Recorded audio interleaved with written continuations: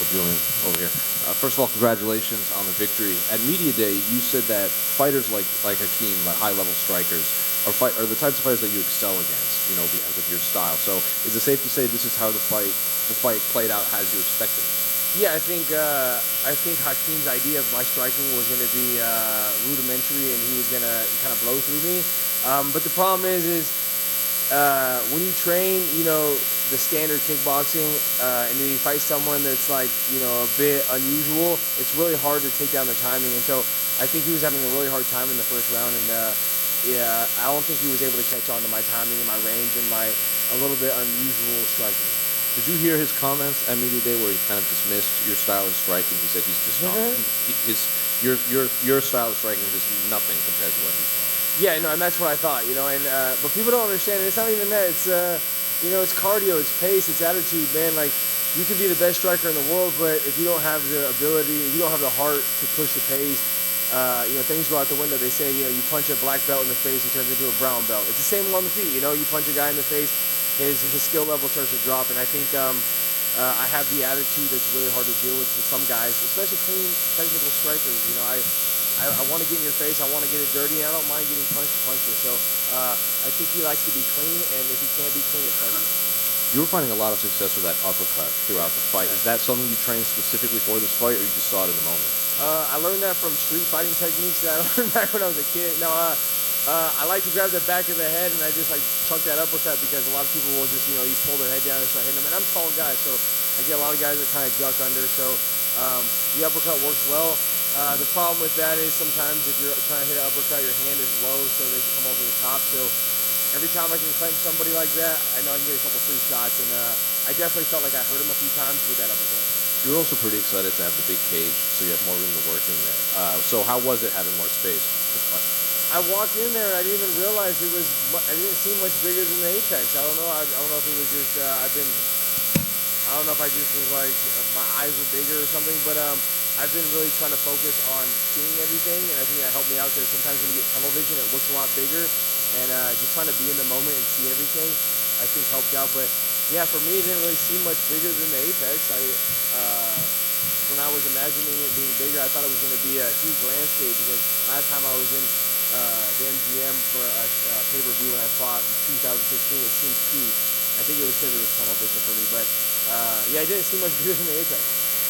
In that third round, Daniel Cormier on the commentary was using the first two rounds you very clearly won. Yes. He said fights like this are the why I don't like open scoring because if you're up 2-0, you might coast. Yeah, yeah. So what is your take on that?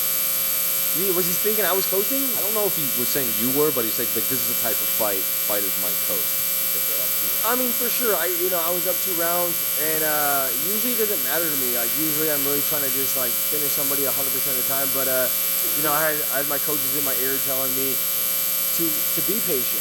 Sometimes you can get in trouble with a guy like Hakeem. I don't want to just take him lightly in the third round. Like, oh, I got this, and he hits me with a jumping knee or an overhand right, and I get knocked out, and I lost the fight I should have won. So. And I don't think I was coaching like at any point. I don't know if he was saying that or not, but I think he was just using this fight as an example. I mean, even when I had his back, I was really trying to pepper him up, and I think the only time I bloodied him up was when I had his back and I was peppering him up with my knuckles in the front and the elbows from the side. What was your reaction when he came in overweight on Friday? Yeah, I used to get upset when people miss weight, but now I love it, man. It's Peterson missed weight, and I made a lot of money off Peterson because of the fight of the night, and so. I encourage and actually am happy if people miss weight because I know I'm going to get paid. But like I was telling somebody earlier, by the time they're going to miss weight, I've already dehydrated because I've made weight at 9 o'clock and they miss weight at 10:30. And 10:30, I'm probably like 10 pounds heavier than I was. So I don't think there's even an advantage. I mean, they didn't really kill themselves like I had to kill myself. I'm a big guy, man, and but I don't feel sorry for guys that miss weight because or taking their money because they weren't worried about when I was about to die in my garage making weight. So, he apologized to me, and I appreciate the professionalism, but the money that got sent my way is even better. What happened in your garage? You almost died?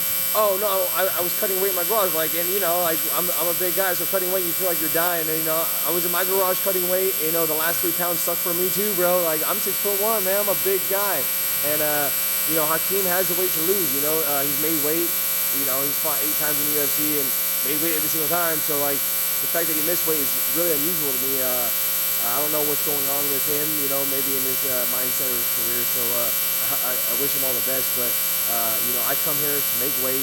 There's too much money on the line to be giving percentages away. You know, I already give percentages to management and coaches and that kind of thing. I don't want to give percentages to my opponent. And if he wants to take my paycheck, he's gonna have to come get it. You know what I'm saying? Finally, when do you want to get back in there? And now that you do have this big win, at one point can you start like choosing fighters that you'd like to fight down the line? You know, I think the only fight I really got that I chose was the Peterson fight. But you know, honestly, I loved the Dawodu fight because I knew he was gonna stand and bang. I knew he wasn't really gonna care about taking people down, and I was willing to exchange with him. And man, I'm pretty much healthy, and I took a little too much time off in between the Peterson fight and this fight. But it was a good time for me to really like kind of reset. But I would be willing to fight, you know, before the year's up for sure. And man, I would really just like to fight another striker. You know, like guys like that Luis Saldana is a long, lengthy striker. I think he'd be a fun one. Caceres, I've always wanted to fight Caceres, but I don't even know what he's got going on. But long, lengthy strikers are always fun because it's what I am, and you know, I think we can mix it up and have like the fight of the night. Hey, Julian. Hey. I'm just curious how much the craziness of the last few days affected you. Were you at all worried that the card might not happen? Like, what was going on maybe just in your mind? No, I wasn't worried about the card not happening. I was just, you know, I was just kind of entertained by the whole situation anyways, like seeing like how they had to basically took 3 of the main fights and, you know, shuffled them around and made it work. You know, and it almost seemed like it was planned a little bit, but who knows what the situation was. But it didn't affect me. You know, me and Hakeem were the main event of the prelims, and you know, I was just focused on that. I'm focused on one thing and one thing only, and that's winning my fight. And so everything else is just whatever. You know, I'm glad the fight happened I'm glad the fight card stayed intact because I think it actually made it to be a better card with the matchup set. Do you think if it was, if you were one of those 6 fighters, if you would have been able to kind of switch around that easily, or do you feel like, you know, what's the mindset of like, hey, I've got a new opponent in 24 hours? Would you have been able to do that? Man, I took Sean Woodson on 3 days' notice. You know, I fought Jourdain on 10 days' notice. You know, and money talks. You know, I know yeah, they renegotiated their contracts, and you know, probably made a pretty penny for some of the switch offs. So I know the UFC really appreciates guys that are willing to step up in these types of situations. And if it happened to me, I would have been just as willing to do it as they were. Hey, Julian, over here in the back. Oh, hey, What are your plans to buy with Hakeem's money? Drugs, baby, a lot of drugs.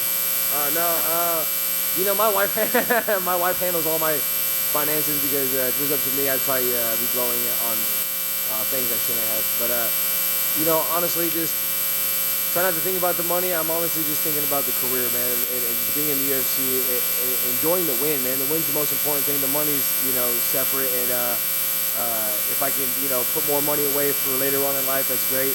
I just want to be able to go in there and perform to my fullest abilities, and I was able to do that tonight. So I'm satisfied with the win more than the money. Congrats. Thank you. Hey, Julian, straight ahead. Speaking of the money, 2-1 underdog, betting dog this weekend. Let's go. The consensus across the betting world is that you're not the dog. You were the safest bet of the week. Yeah. Easy money, good value. Do you pay attention to that stuff at all? Do you tell your buddies to bet you? What's that like going in? I'm a bit of a gambler myself, but my wife, you know, tries to hold the reins in on that. But yeah, I think I was the underdog, and I think it's just, you know, it's a little weird when I'm the underdog because I have like you know, the last 5 fights that I had before this, you know, 4-1 against Jourdain, Nate Landwehr, Sean Woodson, you know, Steven Peterson, even, you know, you got guys like this that I'm beating. And having great fights and exciting fights. You know, you never see me go out there and fold. I'm not gonna fold. If you're gonna win, if you're gonna beat me, you're gonna have to turn me off. So like, the fact that I was that big of an underdog is a bit, you know, skeptical. And I think, but you know, Hakeem's been around. He's been in the top 15 and or around that area. So I think that's maybe where that came in. And you know, the guys that are making these betting odds aren't in the gym training with me. You know, they're not in the gym training with Hakeem, so they don't really know what's going on behind the scenes. next fight, you expect to be a little closer to even money there, considering who it is. But would you be surprised being a big dog next fight? You know what? I like being the underdog. I really enjoy that, and I like my friends to make money off me too. You know, I want like people betting on me and making money. So to be the underdog, I actually appreciate that more than being the favorite. Awesome. Congrats. Thank you. Did you feel with the weight issue that Hakeem had, did you feel that it affected his performance any tonight? Did you feel him lacking any? I guarantee you, if you can't beat the scale, you're not going to beat me. So like, and anybody can get, anybody can win any given night. But like in an all-out fight, if neither one of us get finished, you're not going to beat me if you can't even beat the scale. And I think mentally, it was a lapse of his judgment maybe, but also a little bit of his preparation or even mental focus and fortitude. I mean, I go and run like 15 miles like on my rest days because I know it's going to help me get my body leaner to make the weight. You know, like I said earlier, I'm a big featherweight. Look at me, I stand next to Hakeem, I probably look like I'm in a different weight class because I'm a big guy and I make the weight. And like I said earlier, I kill myself to make the weight, but I'm also willing to die in the cage. And I think if you're not willing to kill yourself to make the weight, how can you be willing to die in the cage? And I think you've seen a little bit of that tonight with Hakeem. That being said, when you came in, did you feel like you had a little tonight just because of that? Yeah, for sure. When you're in a cage with somebody, you can kind of feel the tension and the sway of things kind of going back and forth that normal people outside aren't seeing, but you can kind of just feel it. And I just felt like he was like okay with just surviving until maybe he could throw something big at me, like almost like a Hail Mary. And I felt like I was in control of the fight the entire time and never really had a lapse in my judgment. So, like I said before, if you're having a lapse of judgment with the weight the day before you fight, you're going to have that in the cage as well. And I think I felt that for sure. And maybe with that, with the confidence, it seemed like your hands and your striking seemed maybe the better that I've seen in quite some time. Did it feel like that when you're in there? Did you feel like everything you were throwing was coming out perfect? Yeah. Thank you so much for saying that because it's nice to get acknowledged for the things that you're working on. And, I always have, the ability to like brawl with somebody and have the toughness for that. But to be able to technically outstrike someone who is a striker, who prides themselves on being a striker, is something I look forward to more than just brawling. And I'm willing to brawl. Like I was willing to at any given time just go for it. But it was a lot better. It's more satisfying to outstrike the striker. Congrats on the victory. Thank you so much. Julian, congrats on the big win. As someone who lives in Vegas, you cut weight in your garage. That's insane. Well, it's 100 degrees, man, and I got a Peloton in there. I got a sauna, and I just run, bike the weight off, and I don't want to get my house dirty, so I'm sweating, and when I'm getting low on weight and I have to, I've got to pee, I just hammer it out. I'll just pull it out in the garage and just pee and keep going. I don't got enough energy to go inside. Right on, man. You look tremendous today. Congrats on that big win.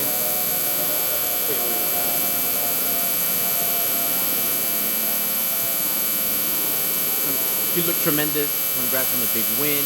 Everything looked like it was firing on all cylinders. That third round where you could have coasted, but you opted not to, you got more fired up. What were you saying? Because you got all in the zone. What was going on there? Oh, well, my coach was talking about control his right hand with my right hand to try to get the rear naked choke. But I had watched one of Hakeem's fights, and Evolov had his back the entire fight and couldn't rear naked choke him. And Evolov's a good grappler, so I figured, I'm not saying if Evolov couldn't rear naked choke him, then I can't. But I told my coach when he was saying right hand to right hand and like try to sink it in, I was like, I just want to punch him, coach. I'm sorry, I just want to punch him because I figured he was going to be a hard and difficult guy to finish from the back. But I could pepper him up and and just show everybody that I was still trying to hurt him in those spots and not just trying to coach. Okay. And two quick things for me.